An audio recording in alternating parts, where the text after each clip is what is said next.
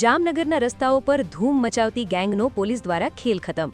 અડધી રાત્રે બેફામ ડ્રાઇવિંગ કરી ચીચિયારીઓ પાડતી ટોળકીને નેત્રમની મદદથી દબોચી લેવાઈ।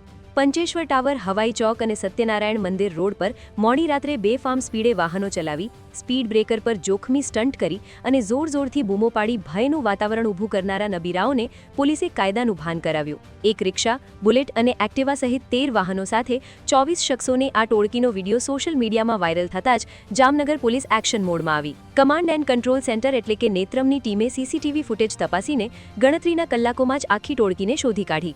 સિટી એ ડિવિઝન પોલીસે 5 સગીરો સહિત કુલ 24 વ્યક્તિઓની ધરપકડ કરી અને તમામ 13 વાહનો કબજે કર્યા। પોલીસે આ તમામ શખ્સોને પોલીસ મથકે બોલાવીને એવી કડક સમજ આપી કે પકડાયેલા શખ્સોએ પોતાની ભૂલ સ્વીકારી અને હવે પછી ક્યારેય જાહેર રસ્તાઓ પર આવી રીતે લોકોના જીવ જોખમમાં મૂકીને ડ્રાઇવિંગ નહીં કરે એવું કહ્યું।